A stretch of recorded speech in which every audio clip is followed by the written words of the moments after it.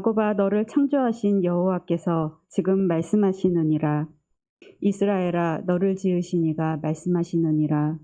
너는 두려워하지 말라. 내가 너를 구속하였고 내가 너를 지명하여 불렀나니 너는 내 것이라. 아멘.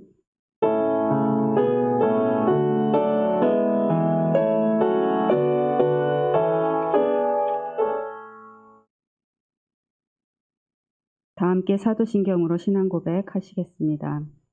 나는 전능하신 아버지 하나님, 천지의 창조주를 믿습니다. 나는 그의 유일하신 아들, 우리 주 예수 그리스도를 믿습니다. 그는 성령으로 잉태되어 동정녀 마리아에게서 나시고 본디오 빌라도에게 고난을 받아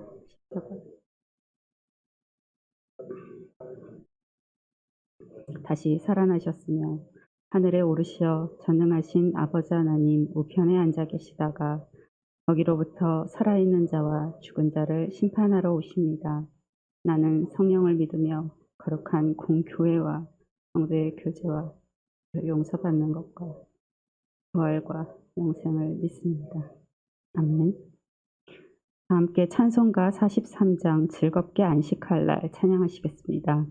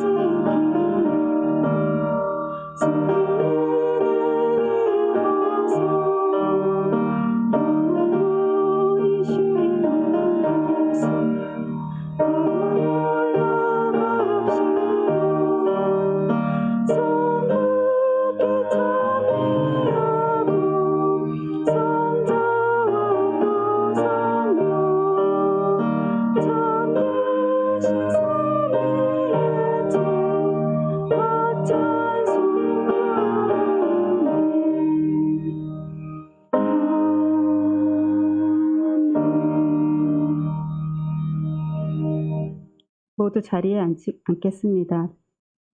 성시교독 2편, 시편 2편 함께 교독하시겠습니다.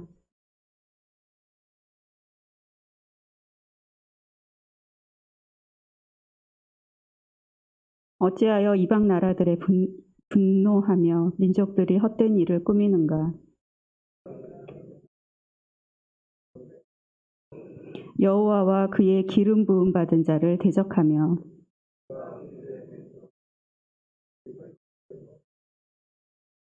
하늘에 계신 이가 웃으시며 그때에 분을 바라며 진노하사 그들을 놀라게 하여 이르시기를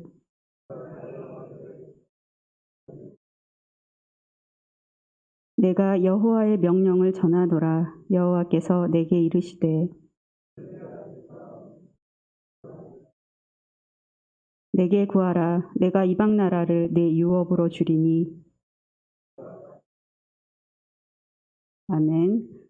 다 함께 찬송가 406장 내 고난 영혼 함께 찬양하시겠습니다. 406장입니다.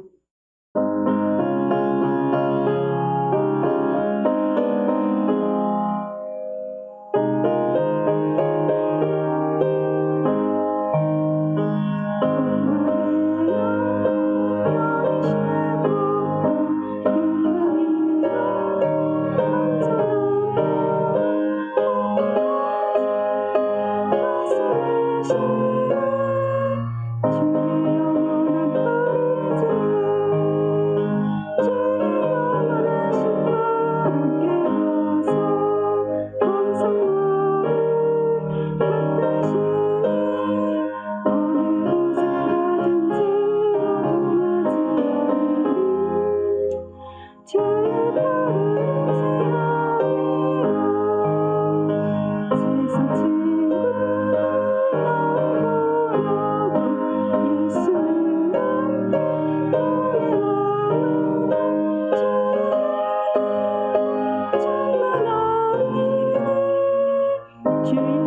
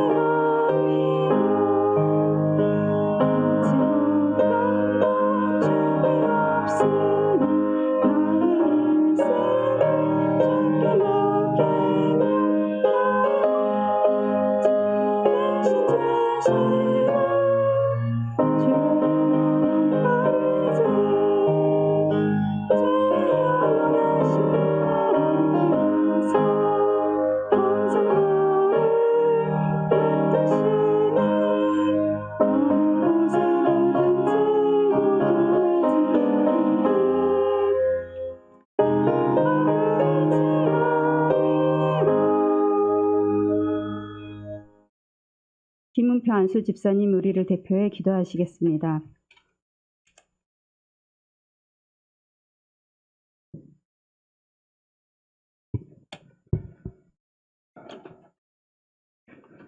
자비로우신 우리 아버지 하나님, 2021년 모진 질병으로 어지러웠던 한 해를 오직 하나님의 은혜로 감사하며 견뎌내게 하시고 저희들에게 새해를 허락하심을 감사드립니다.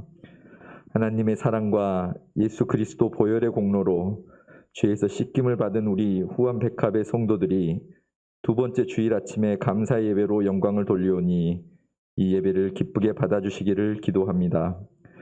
죄 가운데서 숱하게 넘어지는 우리를 여전히 사랑하시고 기다려주시는 주님, 오직 아버지의 은혜에 기대어 마음속에 품어온 악한 생각들과 죄 짓기를 즐겨했던 셀 수 없는 잘못들을 내려놓고 애통한 마음으로 회개의 기도를 드리오니 우리를 긍휼히 여기시고 용서하여 주시옵소서. 코로나로 오랜 시간 고통받고 있지만 한편으로는 우리가 감사하지 않고 누려왔던 많은 것들을 깨닫게 하시니 이것이 감사하고 세상을 창조하신 하나님의 섭리를 기억하게 하신 것도 감사합니다.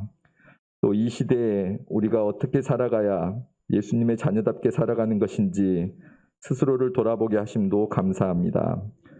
주님, 우리가 새해에는 함께 모여 예배드리게 되는 날을 소망하오니 예배를 회복하게 하시고 기도를 회복하게 하시고 찬양이 이어지도록 성령께서 함께 하시기를 간절히 사모하게 하여 주시옵소서. 이전에 나와 말씀을 의지하여 간절히 기도할 때에 함께 계시는 하나님을 경험하게 하시며 기도하는 자녀들의 삶이 살아계신 하나님의 증거들로 가득 차게 하여 주시옵소서. 간절히 낫기를 구할 때에 씻음을 얻으며 죄를 자복할 때에 용서함을 얻는 은총과 미래에 대한 불안 대신 꿈과 용기를 허락하여 주시옵소서. 넘어지지 않게 스스로를 늘 돌아보며 빚진 자의 마음으로 가난하고 약하고 힘없는 자들의 진정한 이웃이 될 수 있기를 간절히 기도합니다. 이 예배를 기쁘게 받으시고 예배드리는 심령들 하나하나 찾아가 주셔서 꼭 필요한 은혜들로 채워주시옵소서. 말씀 가운데 함께 하셔서 우리가 오직 하나님의 말씀으로 인해 변화를 받아 새 사람이 되어가는 복을 누리게 하시옵소서. 우리가 죄인 되었을 때 우리를 구원하신 예수 그리스도의 이름으로 간절히 기도합니다. 아멘.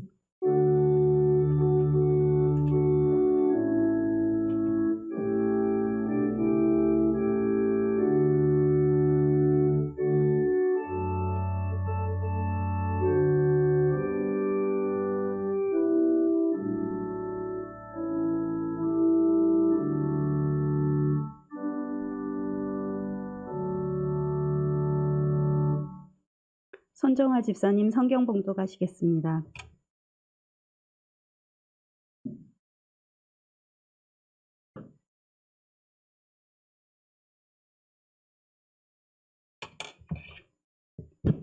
오늘 우리에게 주신 하나님의 말씀은 누가복음 1장 5절에서 17절까지의 말씀입니다. 누가복음 1장 5절에서 17절까지의 말씀입니다.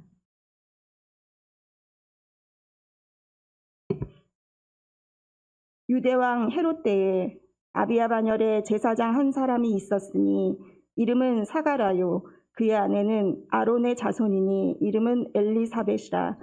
두 사람이 하나님 앞에 의인이니 주의 모든 계명과 규례대로 흠이 없이 행하더라.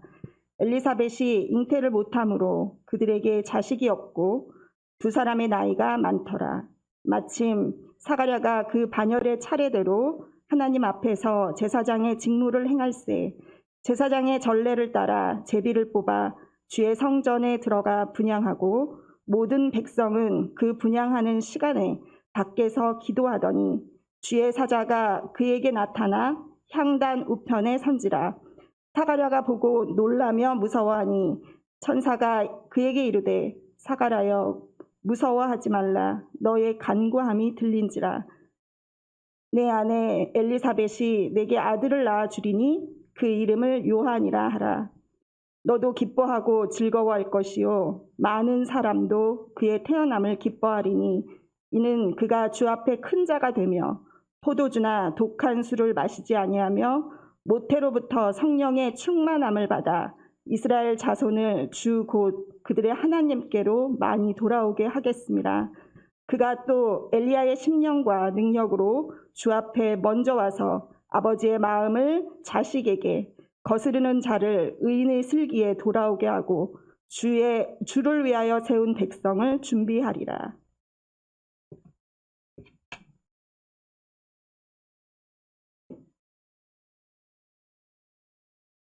카리스 찬양대의 찬양이 영상으로 있은 후 주 앞에 큰 자라는 제목으로 김선인 목사님 말씀 선포하시겠습니다.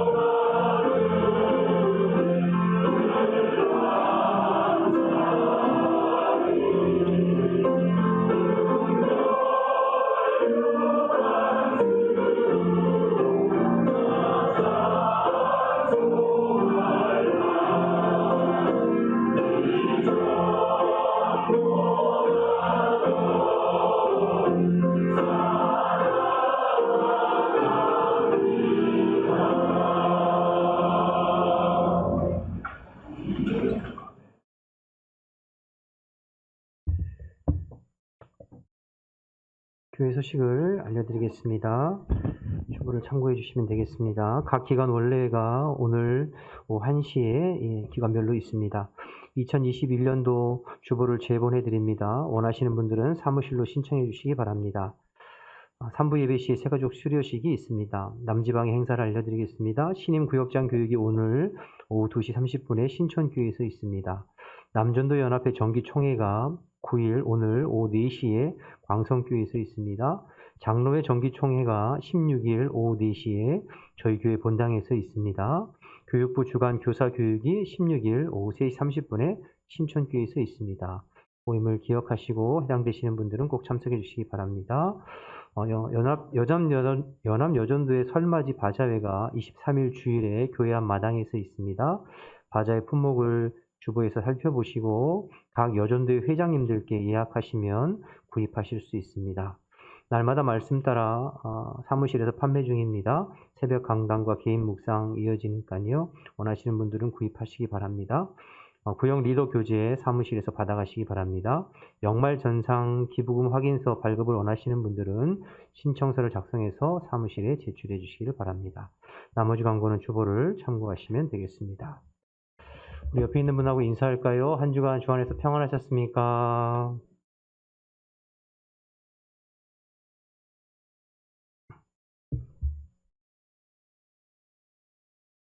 지난 12월 마지막 주일이었던 것 같은데요. 지지난 주일에 누가복음 1장 5절에서 17절 말씀을 가지고 주 앞에 큰 자라는 제목으로 이미 설교를 한번 했었습니다. 여러분 기억하시나요? 그래서 이제 오늘 또 한번 이 본문을 가지고 올라왔는데요.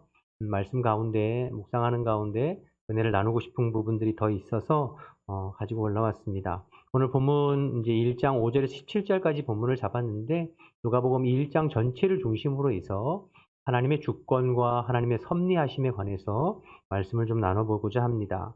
먼저 오늘 5절 말씀에 보면 이렇게 기록되어 있는데요. 5절에 유다왕 헤롯 때에 아비야 반열에 제사장 한 사람이 있으니 이름은 사가랴다. 사가랴가 아비의 반열의 제사장이다 이렇게 기록하고 있고요. 또 8절을 보시면 마침 사가랴가 그 반열의 차례를 따라 하나님 앞에서 제사장의 직무를 행했다 이렇게 기록하고 있습니다. 세례요한의 아버지의 이름은 사가랴고 그는 제사장이었고 그는 아비야 반열에 속한 제사장이었고 그리고 제사장의 차례를 따라서 성전에서 직무를 감당하다가 하나님이 보낸 천사 가브리엘을 통해서 지금 주의 말씀을 듣게 되었다 이런 내용이죠. 이 부분에 대해서 좀 설명하면서 설교를 시작하려고 하는데요. 여러분 이스라엘 백성들 중에서 제사장은 아론의 직계 아들들만이 제사장이 될 수 있었습니다. 아무나 제사장이 되는 게 아니고요. 아론의 아들들. 아론의 아들들은 총 4명이 있었죠. 나답과 아비우, 엘르아살과 이다말 이렇게 4명이 있었지 않습니까? 그런데 첫 번째 나답과 아비우는 레위기 10장에 보면 하나님 앞에 다른 불을 들이다가 그만 죽고 말아요. 그래서 그 이후로는 셋째 아들, 넷째 아들 엘르아살과 이다말이 제사장이 되고 그 엘르아살과 이다말의 직계 후손들, 자손들이 이스라엘의 대대적으로 제사장이 됐고 그 안에서 이제 대제사장이 한 명 뽑혀서 직무를 감당했었습니다. 그런데 이것이 다윗 시대에 와서 이 제사장 그룹이 두 그룹으로 나뉘게 돼요. 왜 두 그룹으로 나뉘게 되냐면 다윗이 왕이 되자마자 처음 한 행동이 무엇이었냐면 여호와의 언약궤, 법궤를 다윗 성전으로 모셔오는 일을 했어요. 그 전에 엘리 제사장과 그의 아들 홈리와 비느하스가 블레셋과의 전쟁을 통해서 법궤를 빼앗겼다가 다시 되찾게 되죠. 그 법궤가 수십 년 동안 기랏 여하림의 아비나답의 집에 방치되어 있었어요. 그 아비나답의 집에 방치되어 있던 법궤를 다윗이 왕이 되자마자 예루살렘 다윗성으로 이제 모셔오죠. 춤을 추고 소고를 치며 즐거워하며 모셔왔지 않습니까? 그리고 이제 다윗성에 장막을 치고 그 법궤를 안치하는데 그 장막을 소위 말해서 다윗의 장막이다 이렇게 부릅니다. 그러니까 다윗의 장막은 다른 것은 없고 하나님의 법궤만 안치되어 있었어요. 그리고 그때 당시에 저 모세 시대에 만들어졌던 모세 시대부터 왔던 그 모세의 장막 번제단이 있고 물두멍이 있고 성소와 지성사가 있는 그 모세의 장막은 어디 있었냐면 기브온에 있었어요. 그래서 솔로몬이 왕이 되자마자 1,000번제를 어디 가서 드렸냐면 기브온에 가서 드렸거든요. 그러니까 다윗 시대에는 이 장막이 두 개 있죠. 다윗성에 법궤가 안치되어 있는 다윗의 장막, 기브온에 모세의 그 장막이 안치되어 있는 모세의 장막. 그리고 이 두 장막에 그 주관하는 제사장들이 각각 달랐습니다. 모세의 장막을 주관하는 대제사장은 사독이었고, 그리고 사독 계열의 제사장들이 모세의 장막을 주관하고 거기서 이제 제사를 집례했고요. 아비아달이라고 하는 대제사장이 다윗의 장막과 그 아비아달에 속해 있는 제사장 그룹이 다윗의 장막을 주관했어요. 이렇게 둘로 나뉘어져 있었어요. 사독 계열의 제사장은 아론의 셋째 아들이었던 엘르아살의 후손이었고, 그리고 다윗의 장막을 주관했던 아비아달은 다윗의 넷째 아들이었던 이다말의 후손이 이렇게 주관했었죠. 이렇게 따로따로. 그러다가 이제 다윗이 왕이 된 후에 하나님의 성전을 지을 마음을 품지 않습니까? 나는 이렇게 화려한 궁에 있는데 하나님의 교회는 저렇게 초라한 장막에 있구나. 그래서 내가 하나님을 위해서 성전을 지어야 되겠다. 그런 마음을 품고 그의 아들이 솔로몬이 결국에는 이제 성전을 짓게 되죠. 성전을 지으면 양쪽으로 두 개 갈라져 있던 장막이 이제 하나로 통합되어지고, 그 문제가 무엇이냐면 그 성전은 어떤 제사장이 누가 그 제사의 직무를 감당하고 수행할 것이냐 하는 문제가 생기잖아요.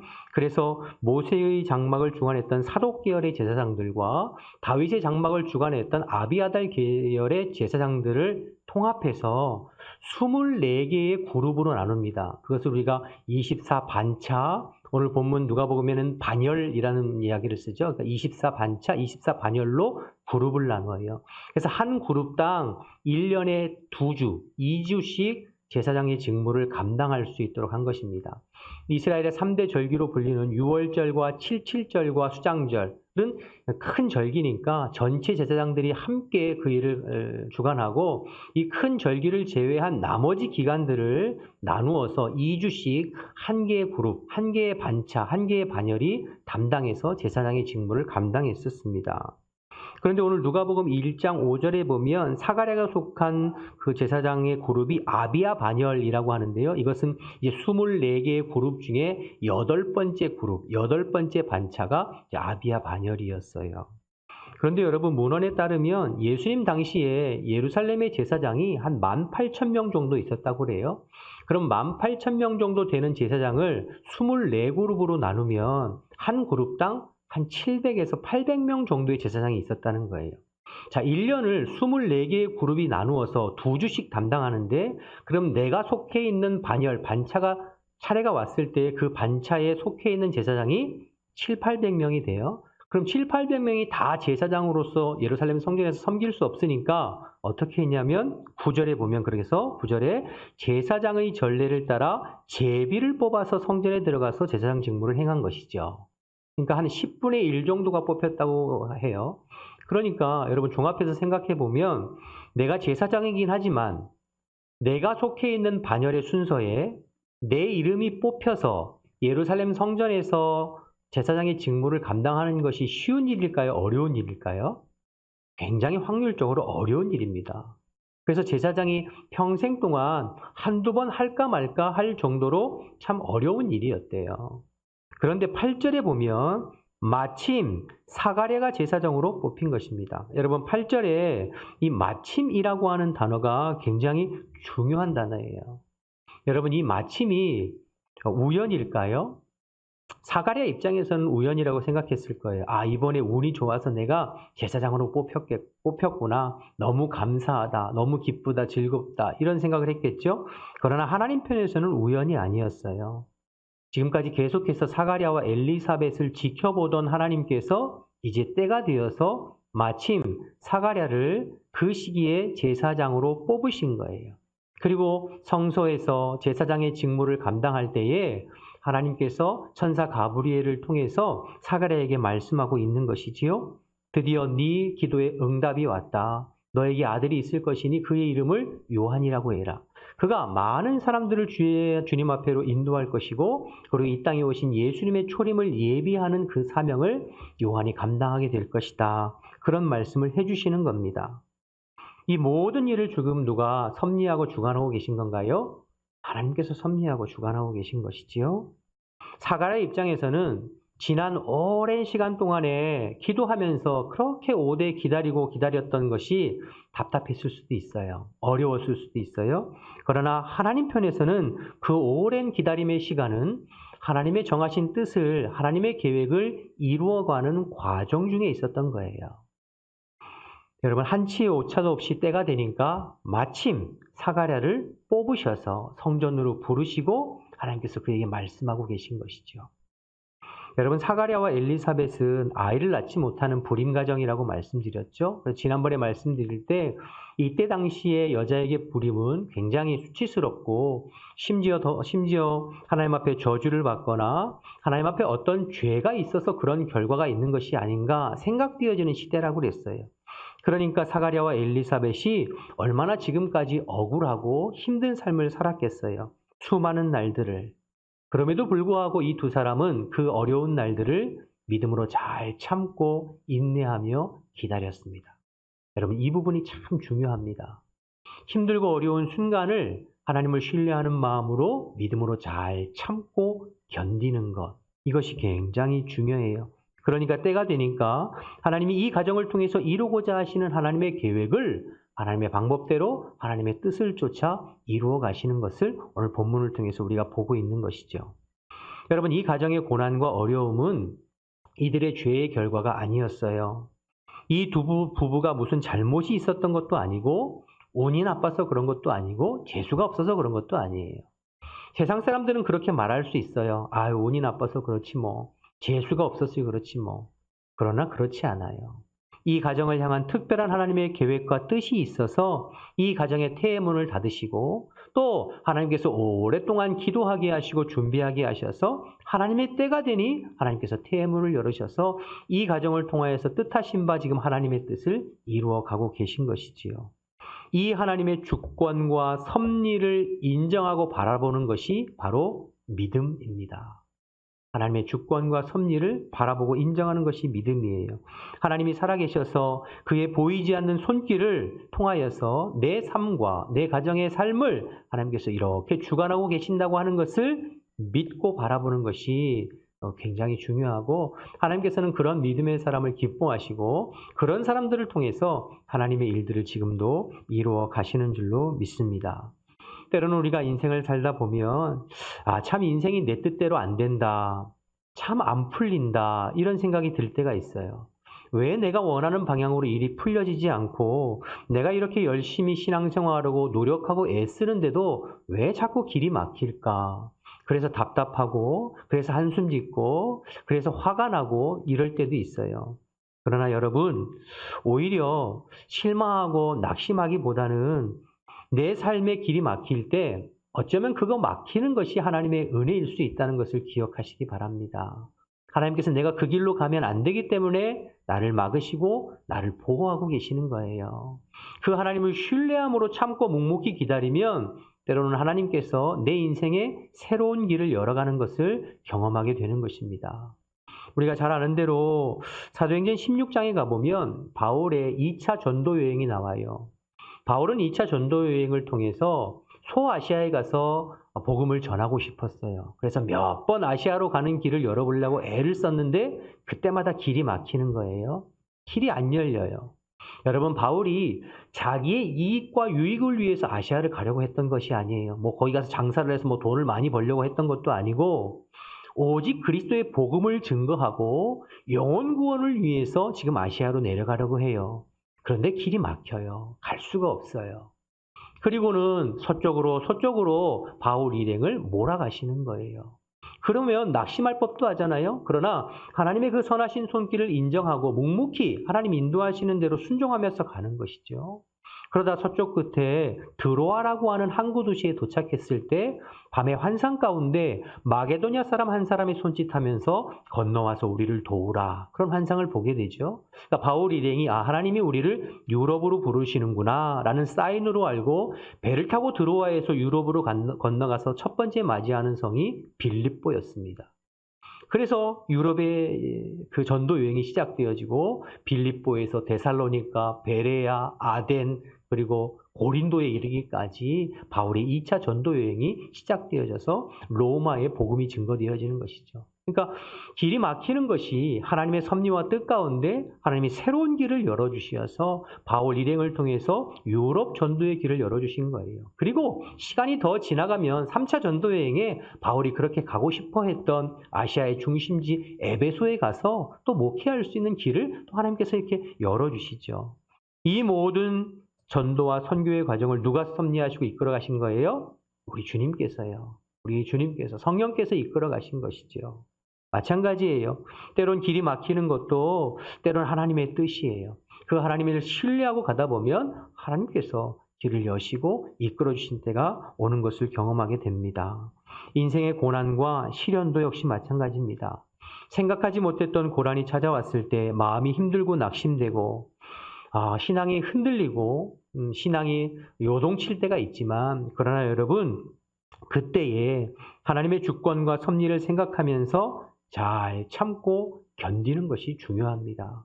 내 머리로 이해가 안 되고 내게 유익이 없고 힘들고 어려워도 나의 삶을 주관하시고 섭리하시고 이끌어 가시는 그 주님을 바라보며 그 주님을 신뢰하며 잘 참고 견디는 것이 중요합니다. 그러면 하나님께서 때에 맞게 하나님의 길을 열어 가시고 나를 통한, 우리 가정을 통한 하나님의 뜻을 이루어 가시는 것을 경험하게 되실 줄로 믿습니다. 여러분, 지난번 설교 때도 욥에 대해서 잠깐 언급했는데요. 이해할 수 없는 고난하면 떠오르는 사람이 구약의 욥 아닙니까? 이해할 수 없는 고난. 욥기 1장에 보면 어느 날 하나님께서 마귀와 대화하시는 장면이 나와요. 야, 동방의 욥을 보았느냐? 욥처럼 이 땅의 지면에 있는 사람들 중에 나를 그렇게 신실하게 섬기고 변함없이 섬기는 사람이 또 어디 있느냐? 그때 마귀가 뭐라고 반문하냐면, 아유 하나님, 그것은 하나님이 욥에게 넘치는, 불에 넘치는 축복을 허락해 주셨기 때문에 그런 거지요. 뭐 까닭 없이 하나님을 섬기겠습니까? 이렇게 반문해요. 그래서 하나님께서 마귀에게 그러면 욥의 생명은 건들지 않고 네 마음대로 한번 해보라 라고 허락하시지 않습니까? 그래서 욥의 이 엄청난 고난이 사실은 찾아온 것이에요. 욥은 하루아침에 도무지 이해할 수 없는 고난을 만나게 되죠. 모든 재산과 모든 자녀와 모든 건강을 다 잃어버려요. 그런데 욥기 1장에 보면 그로 인하여서 욥이 입술로 범죄하지 아니하고 오히려 하나님을 찬양했다고 했죠. 그러니까 그가 엄청난 믿음의 사람, 신앙의 사람이 분명해요. 자, 그런데 욥기 3장으로 넘어가 보면 상황이 조금 달라집니다. 욥의 그 고난을 위로하기 위해서 욥의 세 친구 엘리바스, 빌닷, 소발이라고 하는 이 사람이 찾아와요. 그래서 욥에게 이제 위로한답시고 이야기를 하면서부터 욥과 그 욥의 세 친구들이 논쟁을 하게 되거든요. 그러면서 욥의 어떤 그 태도가 많이 달라져요. 이들의 논쟁의 핵심은 무엇이냐면, 친구들 쪽에서는 이렇게 얘기하는 거예요. 하나님은 공의롭고 정의로우시니까 네가 지금 당하고 있는 것, 아무 까닭 없이 하나님께서 고난을 주시는 일은 없다. 그러니까 너가 지금 고난을 당하고 이렇게 엄청난 시련을 당하는 걸 보니까 네가 하나님 앞에 범죄한 것이 있는 것이다. 그러니 잘 살펴서 네가 범죄한 것을 하나님 앞에 회개해라. 하나님 까닭 없이 고난을 주시지 않는다. 그러니까 하나님은 정의로우시고 공의로우신 분이시다. 그러니까 자기들의 신앙을 가지고 욥을 이제 공격하는 거죠. 욥은 반대로 너무 억울한 거예요. 아니, 나는 하나님 앞에 그렇게 범죄한 것이 없어. 내가 하나님 앞에 얼마나 선하고 정직하게 살았는지 하나님이 아시오. 그런데 하나님이 까닭 없이 나를 이렇게 힘들게 하시는 거야. 그러니까 자기가 살아온 사실, 팩트를 가지고 지금 자신을 변호하고 호소하고 있는 거지. 이런 공박이 계속돼요. 끊임없이. 무려 35장까지, 3장에서 37장까지 35장을 이렇게 계속 끊임없이 서로 공박하고 논쟁하지요. 그런데 여러분, 욥과 이 세 친구가 서로 논쟁하고 공박하면서 전제로 깔려있는 큰 실수들이 있는데요. 그것이 무엇이냐면, 마치 자기 자신들이 하나님의 그 모든 뜻과 섭리를 다 알고 이해하고 헤아리고 있는 것처럼 이야기를 합니다. 내 지식, 나의 이성, 나의 신앙적 경험이 마치 하나님의 뜻을 다 알고 있는 것처럼. 그래서 욥의 세 친구는 하나님은 정의롭고 공의로우시다고 하는 그 명제를 바탕으로 해서 욥을 공격하고요. 욥의 입장에서는 나는 그렇게 살지 않았다고 하는 사실, 팩트를 가지고 자기를 변호해요. 그러면서 35장이나 막 공박을 해요. 하나님께서는 이 네 사람이 서로 논쟁하고 공박하는 것을 그냥 가만히 지켜보십니다. 아무 말씀 안 하고 지켜보세요. 그러다가 욥기 38장에 가서 처음으로 하나님께서 이제 입을 열어 말씀하시기 시작하는데요. 욥에게 이렇게 말씀하세요. 욥기 38장 2절 3절 우리 스크린으로 나올 텐데요. 한번 보시죠. 욥기 38장 2절 3절입니다. 2절부터 제가 보겠습니다. 무지한 말로 생각을 어둡게 하는 자가 누구냐? 너는 대장부처럼 허리를 묶고 내가 내게 묻는 것을 대답할지니라. 이게 무슨 말인 거예요? 야 욥아, 네가 나에 대해서 그렇게 잘 알고 있니? 그럼 내가 질문해 볼 테니까 네가 한번 대답해 보렴. 이런 거예요. 그러면서 하나님께서 질문을 막 쏟아내기 시작해요. 어떤 질문을 하시냐면 38장 4절 5절 말씀을 보겠습니다. 38장 4절 5절 내가 땅에 기초를 놓을 때에 내가 어디 있었느냐? 내가 깨달아 알거든 말할지니라. 누가 그것의 도량법을 정하였는지 누가 그 줄을 그것들 위에 띄웠는지 내가 아느냐? 무슨 말씀이에요? 하나님께서 천지 만물을 창조하실 때 크게는 해와 달과 별들 우주 만물을 조성하실 때 네가 그걸 보았니? 어떻게 이 우주 만물이 조성되고 지금도 질서 있게 움직이는지 네가 알고 있니? 알고 있으면 대답해봐라. 작게는 지구상에 있는 작은 미물들, 동물들, 식물들, 생물들이 어떻게 생겨나고 그들이 어떻게 지금도 질서 있게 운행되어져 가는지 네가 알고 있니? 알고 있으면 대답해보렴. 그러니까 눈에 보이는 사실이기는 하지만 현상이기는 하지만 욥이 설명할 수 없는, 깨달을 수 없는, 대답할 수 없는 질문들을 계속해서 하시는 거예요. 무려 4장을 38장에서 41장까지 계속 이런 질문을 욥에게 쏟아내세요. 그리고 욥이 그 질문을 다 듣고 난 이후에 마지막 42장에서 욥이 이렇게 대답합니다. 42장 1절에 3절 말씀 보겠습니다. 욥이 여호와께 대답하여 이르되 주께서는 못하실 일이 없사오며 무슨 계획이든지 못 이루실 것이 없는 줄 아오니 무지한 말로 이치를 가리는 자가 누구니까? 그 다음 보세요. 나는 깨닫지도 못한 일을 말하였고 스스로 알 수 없고 헤아리기도 어려운 일을 말하였나이다. 무슨 얘기입니까? 욥은 하나님께서 그렇게 천지 만물을 창조하시고 지금도 주권적으로 섭리하시고 이끌어 가시는데 내가 그 하나님의 뜻을 다 알지도 못하면서 마치 내가 하나님의 모든 뜻을 다 아는 것처럼 그렇게 떠들어댔군요. 하나님 저의 이 말을 용서해 주세요 라고 회개하는 거죠. 하나님의 그 말씀을 다 듣고 질문을 듣고 나서 이제 욥이 하나님 앞에 회개하는 내용이 나와요.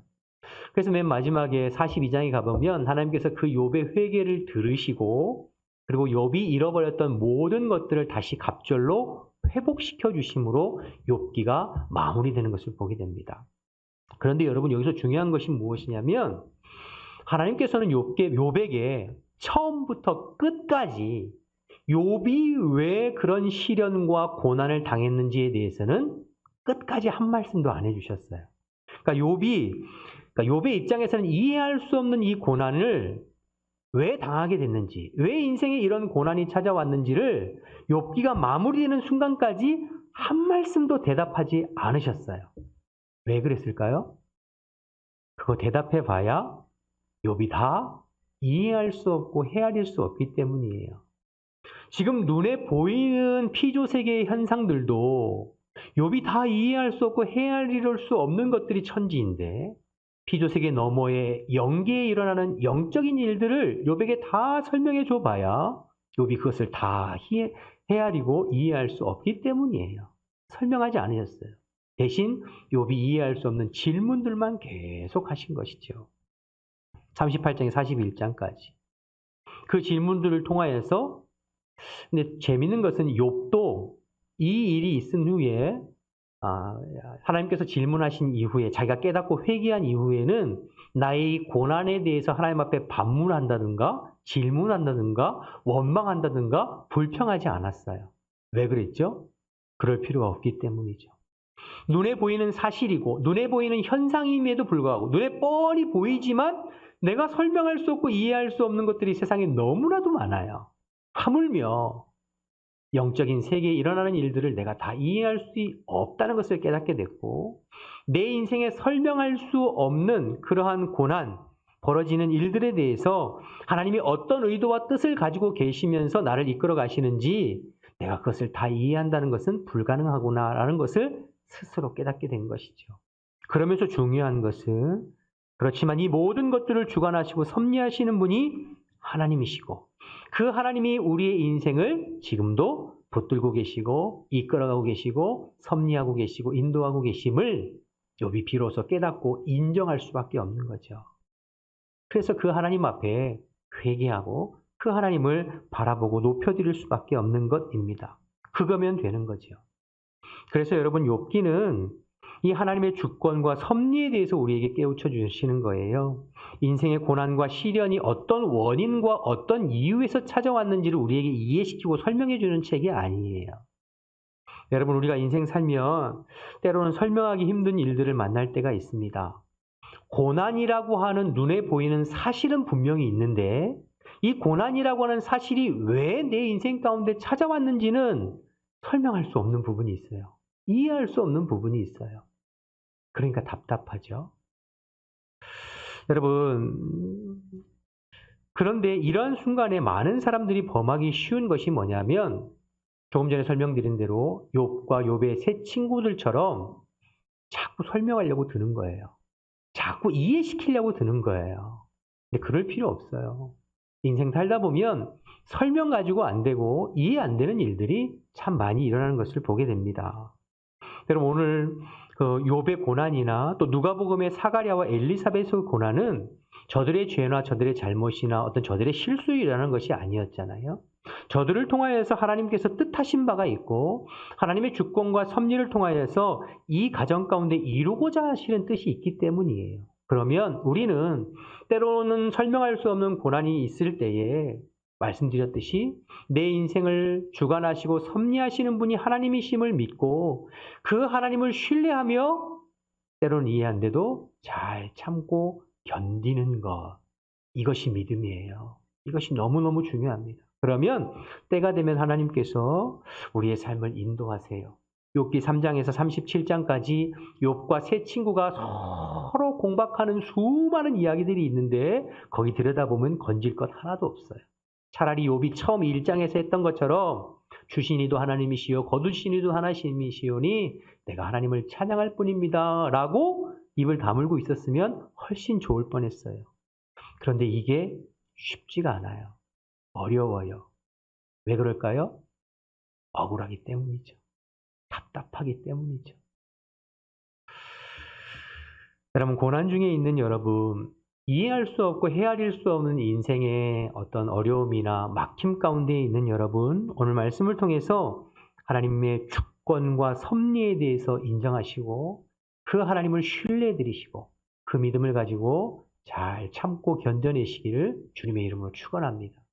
그럴 때 하나님께서 여러분의 삶을 통해서 뜻하신 바를 이루어 가시는 것들을 경험할 날이 반드시 옵니다. 마지막으로 이 고난을 통해서 이 고난 중에 믿음으로 잘 참고 견딘 이 사가랴와 엘리사벳을 통해서 이 가정을 통해서 하나님께서 어떻게 섭리하시고 이끌어 가셨는지를 좀 살펴보고 마무리하려고 하는데요. 누가복음 1장 30에서 45절 말씀을 좀 살펴볼 건데 그 전에 오늘 본문 뒤에 가보면 1장 26절에 가보면 천사 가브리엘이 예수님의 어머니인 마리아에게 가서 네가 성령으로 이제 아이를 잉태할 것이고 그 아이를 낳을 것이니 이름을 예수라고 하여라. 즉 이제 예수님의 수태고지에 대해서 말씀하는 그런 내용들이 나와요. 여러분 보세요. 마리아는 우리가 아는 대로 처녀의 몸으로 남자를 알지 못하는 상황에서 임신을 했어요. 잉태를 했어요. 그렇죠? 10대 후반의 소녀였을 걸로 추정하잖아요. 성령으로 잉태되고 하나님의 뜻을 이루는 것이니까 얼마나 귀한 것이에요. 그렇지만 10대 후반의 소녀가 아직 결혼도 안 됐는데 임신이 됐어요. 이게 보통 일입니까? 얼마나 두렵고 무서웠겠어요. 자칫 잘못하면 죽을 수도 있는데 문화적인 상황에서. 그런데 그 마리아를 위해서 누구를 예비하셨냐면 엘리사벳을 하나님께서 예비하신 거예요. 1장 36절, 37절 먼저 보겠습니다. 1장 36, 37절. 보라, 내 친족 엘리사벳도 늙어서 아들을 배었느니라. 본래 임신하지 못한다고 알려진 이가 이미 6달이 되었나니 대저 하나님의 모든 말씀은 능하지 못하심이 없느니라. 이 말을 마리아가 듣고 이제 엘리사벳을 만나러 쫓아갑니다. 39절부터 보시죠. 39절, 45절 말씀 제가 한번 읽어볼게요. 이때 마리아가 일어나 빨리 산골로 가서 유대 한 동네에 이르러 사가랴의 집에 들어가 엘리사벳에게 문안하니 엘리사벳이 마리아가 문안함을 들으매 아이가 복중에서 뛰노는지라. 엘리사벳이 성령의 충만함을 받아 큰 소리로 불러 이르되 여자 중에 내가 복이 있으며 내 태중의 아이도 복이 있도다. 내 주의 어머니가 내게 나오니 이 어찌 된 일인가. 보라, 내 문안하는 소리가 내 귀에 들릴 때에 아기가 내 복중에서 기쁨으로 뛰놀았도다. 주께서 하신 말씀이 반드시 이루어지리라고 믿은 그 여자에게 복이 있도다. 여러분, 마리아는 엘리사벳을 방문하면서 엘리사벳에게 저 임신했어요 이렇게 말하지 않았어요. 그렇죠? 자기가 임신했다는 사실을 알리지 않았어요. 그저 방문했어요. 그런데 마리아가 엘리사벳을 방문했을 때 엘리사벳이 성령 충만해서 마리아가 임신한 것을 알아봅니다. 그러면서 그 마리아와 그 마리아의 태중에 있는 아이를 축복하는 거예요. 여러분, 그러니 마리아가 그 말을 들었을 때 얼마나 위로가 되고 위안이 되었겠어요. 더군다나 지금 그 엘리사벳도 불임으로 더 이상 이제 나이가 많아서 도저히 의학적으로는 사람의 힘으로는 임신할 수 없는 상황에서 잉태되었잖아요. 그러니 마리아가 이 모든 상황을 보면서 얼마나 위안이 되고 또 위로가 되고 힘이 났겠어요. 그래서 여러분 46절 이하에 보면 마리아가 이 엘리사벳을 만난 이후에 드디어 입술을 열어서 하나님을 찬양하고 찬송하는 내용이 쭉 이어집니다. 무슨 뜻인가요? 한결 마음이 편안해졌다는 뜻이죠. 한결 마음속에 확신이 들었다는 것이죠. 아, 이것이 하나님께서 하시는 일이구나. 그렇죠? 그리고 56절에 보면 마리아가 3달 동안 엘리사벳 집에 머물렀다고 그랬어요. 이 3달 동안 둘이 교제하면서 서로에게 있었던 일을 간증하면서 얼마나 서로가 위안이 되고 힘이 되었겠습니까? 하나님은 예수님의 어머니 마리아를 격려하고 위로하기 위해서 엘리사벳. 하나님의 섭리와 은혜가 놀라운 것은 예수님의 이 땅에 오시는 초림의 길을 예비하기 위해서 세례 요한을 준비하셔서 그의 길을 평탄케 하셨고 뿐 아니라 그의 어머니 엘리사벳을 통하여서 예수님의 육신의 어머니 마리아를 위로하시는 그러한 도구로 미리 준비하시고 섭리하신 거예요. 이 모든 섭리 계획을 누가 지금 하고 계신 것입니까? 하나님께서요. 하나님의 뜻에 맞게 때로는 태의 문을 닫으시기도 하시고 그 오랜 시간을 고민 가운데 기도하게 하시고 어려움을 극복하게 하시고 잘 견디게 하셔서 이제 하나님의 때가 되니까 하나님의 방법으로 태의 문을 여셔서 잉태하게 하시고 그의 아들은 예수님의 길을 예비하고 그 자신은 예수님의 어머니 마리아를 위로하는 위로의 도구로 하나님께서 그렇게 이끌어 가시는 것이죠. 이 모든 것을 하나님께서 주관하시고 섭리하셨습니다. 오늘 설교 본문 제목이 무엇인가요? 주 앞에 큰 자입니다. 주 앞에 큰 자가 어떤 자인가? 지지난주 말씀과 종합해 보면 먼저는 1장 16절에 나와 있는 것처럼 많은 사람들을 옳은 대로 주님께로 인도하는 자가 주 앞에 큰 자예요. 세례 요한처럼. 두 번째는 오늘 나눈 말씀처럼 하나님의 주권과 섭리하심을 인정하고 고난이 있어도 내게 유익이 없어도 기도의 응답이 더디어도 믿음으로 인내하고 참고 견디면서 하나님의 뜻을 이루어가는 자가 주님 앞에 큰 자인 줄로 믿습니다.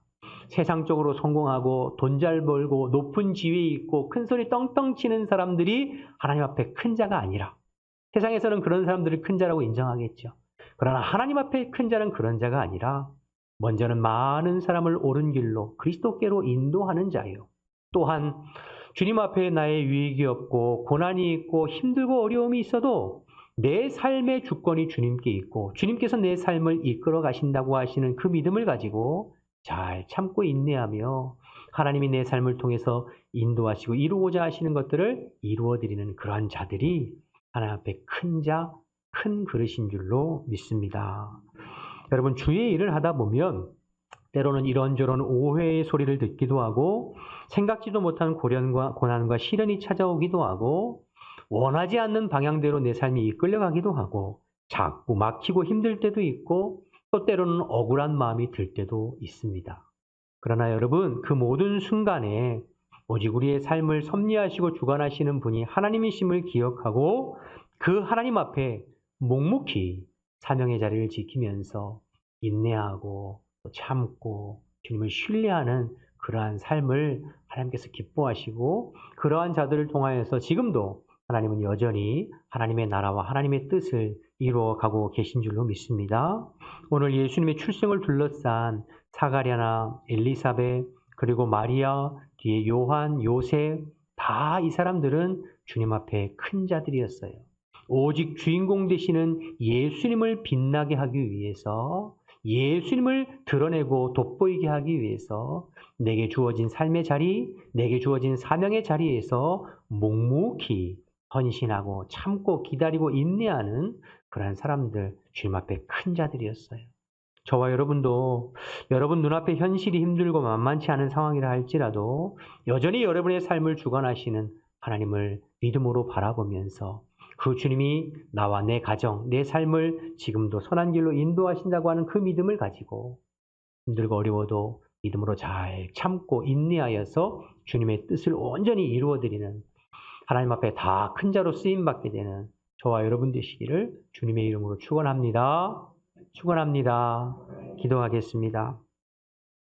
이 시간 한번 주신 말씀 생각하면서 기도했으면 좋겠습니다. 인생의 고난과 시련 속에서 낙심하거나 절망하거나 원망하는 것이 아니라 오직 내 삶을 섭리하시고 주관하시는 주님을 바라보며 끝까지 믿음의 길, 신앙의 길 묵묵히 걸어가는 주 앞에 큰 자들 다 되기를 결단하면서 주신 말씀 생각하면서 주님의 이름 한번 부르고 통성으로 기도하겠습니다. 주여, 하나님 아버지 은혜와 사랑 감사합니다. 이 아침에도 저희들 불러주시고 하나님의 말씀을 함께 상고하고 나눌 수 있도록 도와주셔서 감사합니다.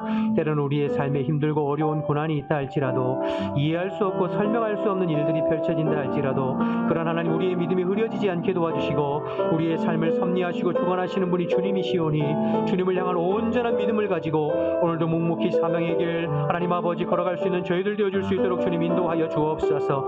내 삶의 주권은 주님께 있음을 고백합니다. 내 삶을 인도해 가시는 분은 주님이심을 고백합니다. 하나님, 그 주님을 믿음으로 바라볼 수 있는 이 믿음이 활짝 열려질 수 있도록 인도하여 주옵소서. 여기까지 내 삶을 인도하신 주님께서 앞으로도 내 삶을 섭리하시고 이끌어 가시어서 나를 통하여서 우리 가정을 통하여서 우리 교회를 통하여서 이 나라와 이 민족을 통하여서 하나님의 선하신 뜻을 온전히 이루어 가실 것을 믿음으로 신뢰하며 나아갈 수 있도록 인도하여 주옵소서. 하나님, 묵묵히 사명의 길을 걸어가기를 원합니다. 하나님, 사가랴처럼 엘리사벳처럼 마리아처럼 요셉처럼 세례 요한처럼 오직 주님만 바라보고 내 삶을 통하여서 내 안에 그리스도가 드러나고 내 삶을 통하여서 내 안에 그리스도가 증거되어지기를 바라며 주님 사명의 길을 묵묵히 걸어가는 주님 앞에 큰 자들 다 되어줄 수 있도록 하나님 인도하여 주옵소서. 세상 사람들이 말하는 것, 세상 사람들이 추구하는 것이 아니라 오직 하나님께서 원하시는 것, 오직 하나님께서 기뻐하시는 것을 바라보며 묵묵히 사명의 길을 걸어갈 수 있는 우리 모든 후한백학 교회 식구들이 다 될 수 있도록 하나님 역사하여 주옵소서. 이 시간 주여 성령의 문을 활짝 열어주시어서 힘들고 어려운 지체들을 주님께서 위로해 주시어서 이 말씀이 힘이 되고 능력이 되고 소망이 될 수 있도록 하나님 역사하여 주시옵소서. 주님께서 함께 하시기를 원합니다. 주님, 하나님 감사합니다. 오늘 이 아침에도 하나님의 말씀을 최선을 다해서 함께 나눌 수 있도록 도와주셔서 감사합니다. 사람의 말은 다 사라지고 오직 하나님의 말씀만 우리의 심령 가운데 심겨져서 내 삶이 어떠한 형편에 있든지 내 삶을 주관하시고 섭리하시고 이끄시는 분이 주님이심을 믿음으로 바라보고 그 주님 앞에서 하나님 끝까지 인내하며 하나님의 뜻을 이루는 우리 모두가 되어줄 수 있도록 주님 인도하여 주옵소서. 이 말씀이 성도들의 마음 가운데 위로가 되게 하시고 당장 눈앞에 있는 현실만 바라보는 것이 아니라 그 너머에 우리를 바라보고 계신 주님 앞에 우리의 시선이 고정되어지는 기회가 되어줄 수 있도록 역사하여 주옵소서. 함께 하실 줄 믿고 예수님의 이름으로 기도드립니다. 아멘. 함께 일어나셔서 찬송가 185장 찬양하겠습니다.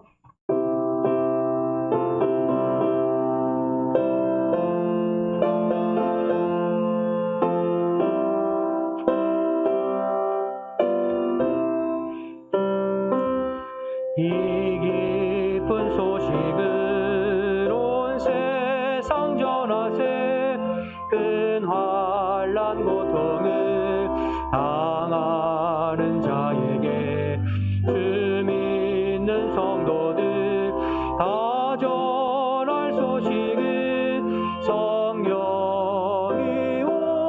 오셨네. 성령이 오셨네. 성령이 오셨네. 내 주님 보내신 성령이 오셨네.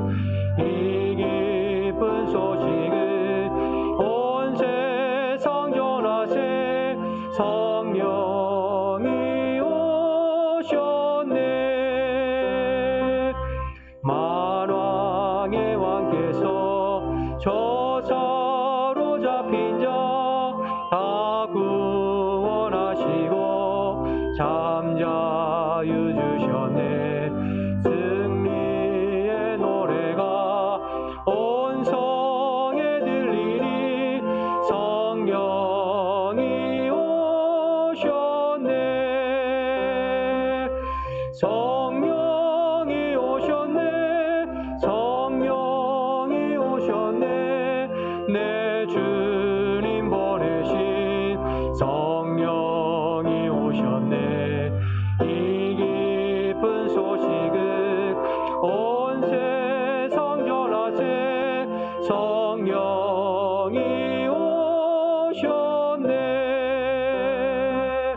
한없는 사랑과 그 크신 은혜를 늘 의심하면서 안 믿는 자에게 이 작은 입으로 오 증언하리니 성령이 오셨네. 성령이 오셨네. 성령이 오셨네. 내 주님 보내신 성령이 오셨네. 이 기쁜 소식을 온 세상 전하세. 성령이 오셨네. 하나님 감사합니다. 오늘도 믿음 가지고 주님 앞에 나와서 예배함으로 한 주간을 시작하게 하심을 감사합니다. 하나님, 우리가 이 믿는 바가 그냥 관념적으로 머리로만 입술로만 믿는 것이 아니라 우리의 삶의 실제가 되고 우리의 하나님 생각의 실제가 되어질 수 있도록 주님 역사하여 주옵소서. 하나님, 주님께서 지금도 살아 역사하시어서 우리의 삶에 구체적으로 인도해 주시고 때를 따라 돕는 손길로 우리의 삶을 한 걸음 한 걸음 인도하시는 분이심을 저희들 분명히 믿습니다. 이 믿음의 눈이 활짝 열려서 매일매일 순간순간마다 주님과 동행하며 주님께서 이루어 가시고 역사하시는 것들을 보고 간증하는 저희들 될 수 있도록 인도하여 주옵소서. 주님 앞에 나올 때에 우리의 믿음을 담아서 예물 올려드린 손길들을 기억하시고 어렵고 힘들지만 하나님의 말씀을 쫓아 우리 하나님 물질에서 쪼개어서 아버지 앞에 예물 올려드렸습니다. 믿음으로 드린 예물을 주님께서 흠양하여 받으시고 주님께서 복의 복을 허락하여 주시어서 이 세상 살아가면서 물질 때문에 마음 상하거나 낙심하거나 신앙에서 격길로 가지 않도록 하나님께서 축복하여 주시고 역사하여 주시옵소서. 하나님, 우리 지체들 중에 육신의 연약함으로 병약함으로 하나님 있는 지체들 주님께서 찾아가 주시어서 어루만져 주시고 속히 치료해 주시고 회복시켜 주시어 다 주님 앞에 나와서 함께 예배하는 날이 속히 올 수 있도록 은혜 베풀어 주옵소서. 이 한 주간 살아갈 때도 오직 주님께서 성령으로 동행해 주시고 주님의 품을 파고들고 주님과 더 깊이 교제하는 한 주간이 될 수 있도록 주님 인도하여 주시옵소서. 이제는 우리 주 예수 그리스도의 은혜와 하나님 아버지의 크신 사랑과 성령의 교통하심이 오직 주님 앞에 큰 자로 살아가기를 결단하는 모든 지체들 가운데 지금부터 영원토록 함께 하시기를 간절히 축원하옵나이다. 아멘.